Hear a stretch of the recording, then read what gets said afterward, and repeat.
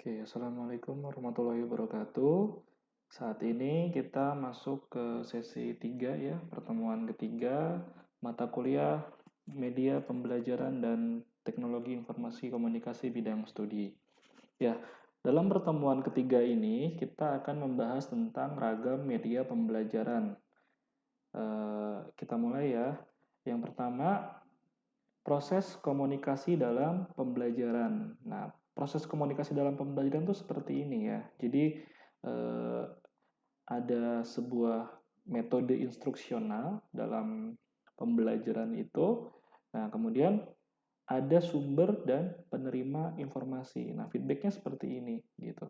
Nah, media posisinya di mana? Media posisinya di sini. Jadi antara sumber dan penerima informasi itu eh, media adalah sebagai sarana atau perantara antara sumber informasi dan penerima informasi begitu. Medium ya, berasal dari kata medium. Ya, tujuan penggunaan media pembelajaran. Ya, tujuannya yang pertama membuat benda konkret atau konsep konkret yang abstrak menjadi konkret gitu. Kemudian memperjelas penyajian pesan agar tidak terlalu bersifat verbalistis. Ya. Nah, jadi tidak hanya sekedar kata-kata belaka gitu, tapi dibuktikan dengan sebuah gambaran. Contoh misalkan langit itu sangat indah. Ya, indah itu seperti apa? Itu tidak hanya sekedar kata-kata, tapi juga harus dijabarkan. Kemudian tujuan penggunaan metode media pembelajaran yang lain mengatasi keterbatasan ruang dan waktu dan juga daya indera. Ya, di sini ada gambar eh, candi ya. Nah, mungkin kita belum ada kesempatan untuk mengajak siswa melihat candi karena pandemi atau karena segala macam. Boleh kita tunjukkan dulu medianya seperti apa. Ini gambar candi, ini video candi, ini misalkan relief candi atau 3D-nya candi begitu. Kemudian eh, penggunaan media pendidikan secara tepat dan bervariasi dapat mengatasi sikap pasif anak didik. Nah, jadi peserta didik itu akan cenderung aktif jika diberikan media yang tepat dan bervariasi. Tepat di sini tepat seperti apa? Tepat sesuai dengan eh, karakteristik mereka gitu. Ya, karakteristik anak SD seperti apa medianya, karakteristik kelompok besar seperti apa medianya, kelompok kecil seperti apa medianya, begitu. Mempersamakan rangsangan, pengalaman, dan persepsi. Nah, jadi ini juga sama. Ada menimbulkan sebuah rangsangan, pengalaman, dan persepsi. Kemudian media pembelajaran yang memungkinkan adanya interaksi langsung antara peserta didik dengan lingkungannya. Ya tadi ya, ketika ada keterbatasan ruang, waktu, dan daya indera, tapi mereka bisa tetap berinteraksi langsung antar peserta didik dan lingkungannya. Nah, bentuk media ada beberapa, ya. Ada media objek. Nah, ini objek 3D ya. Di SD biasanya ada sebuah bangun ruang, ya, ada objeknya. Media interaktif, ya. Ada apa namanya? Penyajian objek tapi eh, berinteraksi sebuah program mesin ataupun apa secara virtual. Termasuk ini media interaktif melalui YouTube ya kita lakukan sekarang. Nah, lingkungan juga sebagai media pembelajaran ini bisa ketika misalkan pembelajaran di era pandemi saat ini eh, lingkungan bisa kita jadikan sebagai media. Contoh misalkan media pembelajaran IPA. Di situ ada konsep eh, jenis-jenis daun misalnya. Nah, anak-anak bisa diajak keluar, lihat tanaman, yuk kita jalan-jalan di halaman rumah, ada bentuk-bentuk daun apa saja misalkan. Gitu. Kemudian pemilihan media instruksional. Nah, dalam pemilihan media instruksional itu harus mempertimbangkan beberapa hal berikut. Yang pertama, tujuan yang akan dicapai ya, baik itu tujuan kognitif, afektif ataupun psikomotornya. Jadi kita harus jelas dulu nih sikap apa atau afeksi apa yang akan kita tingkatkan, kognisi apa yang akan ditingkatkan, psikomotor apa yang akan kita kembangkan gitu. Nah, sesuai dengan tujuan itu.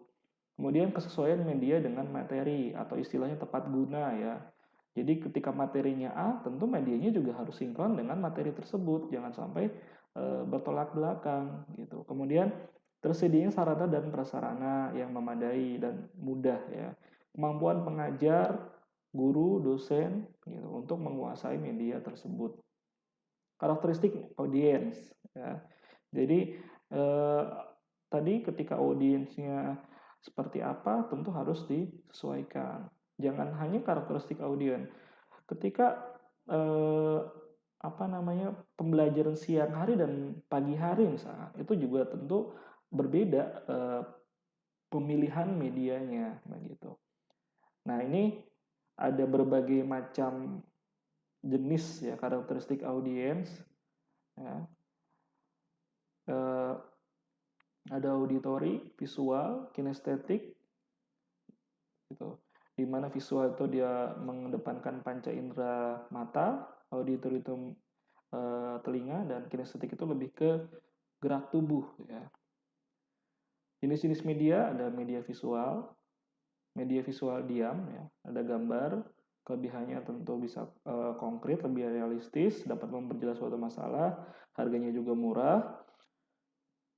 Kemudian tapi kelemahannya adalah menekankan persepsi indera.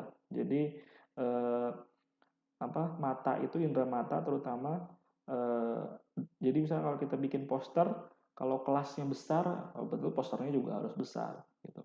Kalau misalnya gambarnya kecil ya tentu terbatas lah untuk kelompok eh, besar. Kemudian media visual diam itu ada diagram ya. Yang kedua media visual diam ada diagram. Yang tadi media visual diam gambar, sekarang media visual diam diagram. Nah, diagram itu kan grafik dan flowchart atau sebagainya gitu. Nah, diagram yang baik adalah diagram yang jelas datanya, ada keterangannya, disertai juga warna-warna yang cukup tajam misalkan. Kemudian ada lagi jenis media pembelajaran audio dengan kelebihan yaitu siswa itu ketika belajar mendengarkan itu juga bagus. Pengisi waktu saat menunggu, nah, bisa kadang eh, apa namanya media audio itu digunakan sambil di waktu luang gitu. Kemudian mendengarkan sambil melakukan mobilitas yang lain ya, karena tadi ya media mendengarkan. Mungkin ada beberapa di antara kalian juga tidak bersifat auditori ya. Jadi ketika misalkan sambil nyetir, sambil apa, sambil mendengarkan kuliah dan sebagainya. Merupakan alternatif bagi yang tidak senang bagi orang yang tidak senang membaca ya. Jadi kalau kadang ada tuh orang yang tidak bisa membaca atau apa tidak senang membaca maksud saya. Nah, itu lebih senang diceritakan, lebih senang dibacakan. Nah, berarti itu jenisnya itu. Kelemahannya kurang fleksibel, tidak memungkinkan melakukan penjelajahan terhadap isi lebih ya, tidak dua arah ya. Karena kalau buku masih bisa diperdalam, tapi kalau audio gimana diperdalamnya gitu. Kemudian hal-hal penting tidak bisa digarisbawahi, diberi tanda khusus, tidak ada gitu karena audio itu bersifat yang nggak ada, kita nggak bisa tandai oh ini penting gitu, kecuali didengarkan sambil dicatat mungkin bisa gitu. Kemudian tidak ada grafik, diagram atau gambar sebagai bahan klarifikasi ya karena full audio gitu, bukan video audio gitu. Jadi tidak ada grafik, diagram atau gambar yang bisa memperjelas materi begitu. Kemudian yang kedua, yang selanjutnya adalah video. Ya, itu kelebihannya ada di baik untuk yang sedang berlatih untuk mendengar dan melihat, bisa menampilkan gambar, grafik atau diagram, bisa dipergunakan di rumah, di luar kelas, bisa diperlambat dan diulang, dan dapat digunakan tidak hanya untuk satu orang. Nah, kelemahannya apa? Video sering dianggap sebagai hiburan ya. Kadang eh, menonton video itu asik sehingga malah lebih fokus ke hal lain bukan fokus ke materinya.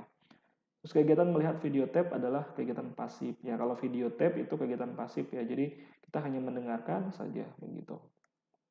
Nah, kemudian ada lagi CBT ya, computer based training ya. Jadi training yang biasanya menghasilkan kombinasi antara tulisan dan teks suara Ini lebih ke multimedia ya. Jadi dia bisa menghasilkan semuanya, baik gambar, teks, suara, video, atau animasi ya. Nah, dan juga kemudahan yang lain adalah informasinya secara instan dapat dari manapun, dicakup dari aplikasi tersebut gitu. Dapat disesuaikan dengan motivasi, kemampuan, dan kecepatan belajar. Nah, terus bagi guru yang sabar, media pembelajaran CBT ini sebagai guru yang sabar. Jadi ketika siswa diulang-ulang ya tidak masalah, nanti dia bisa berulang gitu. Membagi ide dengan siapa saja, di mana saja, dan kapan saja. Kelemahannya tidak adanya interaksi antar manusia, begitu. Nah, kemudian selanjutnya adalah web based training ya. Nah, kelebihan dari web based training atau WBT itu mengkombinasikan kelebihan video, kecepatan komputer, dan akses internet. Ya, ini berbasis web ya. Ini seperti kalian mengakses YouTube untuk media pembelajaran, itu berarti web based training ya. Mungkin bagi pembelajar untuk aktif berpartisipasi. Nah, kadang kalau web based training itu ada yang bisa langsung virtual, live, atau yang lebih ke sinkronus ya. Nah, ada asinkronus sama sinkronus biasanya. Nanti kita belajar di pembahasan berikutnya. Nah, kelebihan yang lain apa? Nah, memungkinkan akses ke materi atau subjek yang diinginkan banyak sekali gitu. Bagi banyak pembelajar di tempat yang berbeda. Jadi bisa diakses di mana saja. Nah, pembelajar dapat berhubungan dengan guru atau instruktur, demikian juga sebaliknya. Ya, seperti kalau kita menggunakan di perkuliahan sekarang menggunakan Edling ya, menggunakan Learning Management System, itu juga kalian bisa terhubung langsung dengan guru maupun dosen yang ada di situ. Kelemahan, perlu biaya mahal untuk melengkapi peralatan. Tentu kalian harus misalkan contoh harus support harus support handphonenya harus Android minimalnya kan, atau laptopnya speknya harus seperti apa dan sebagainya. Kemudian ada lagi komputer assisted instruksional ya. Ini komputer multimedia ya. Nah, ini lebih ke komputer yang digunakan sebagai robot ya. Kalau eh, apa di bank mungkin ada yang namanya anjungan eh, apa namanya CS virtual gitu. Nah, ini sama gitu. Lebih ke komputer virtual yang dapat bereksplorasi ke seluruh program yang disediakan. Kemudian komputer manajemen instruksional. Nah, itu di sini bagaimana informasi itu dikelola agar pada jalur yang diinginkan gitu. Jadi misalkan ada materi. Nah, materi itu bisa diakses oleh semua orang. Nah, maka di-manage oleh komputer yang disiapkan oleh sistem begitu. Manfaat media pembelajaran secara umum ya, itu agar pertama proses instruksional yang lebih menarik. Kemudian proses belajar yang lebih interaktif. Jumlah waktu belajar mengajar juga dapat dikurangi dari adanya media itu atau lebih fleksibel gitu.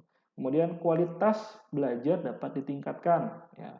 Media tadi kan memberikan motivasi, memberikan semangat, yang pasif jadi aktif gitu. Itu tentu dari adanya media kualitas pun jadi meningkat begitu. Kemudian proses belajar dapat terjadi kapan dan di mana saja ya. Kemudian peran dosen berubah ke arah positif dan produktif, atau peran guru itu berubah ke arah produktif dan positif. Oke, ya begitu yang bisa saya sampaikan. Terima kasih banyak atas waktunya. Jangan lupa isi kuis dan materi di Edling. Selamat pagi, selamat siang, dan selamat malam. Assalamualaikum warahmatullahi wabarakatuh.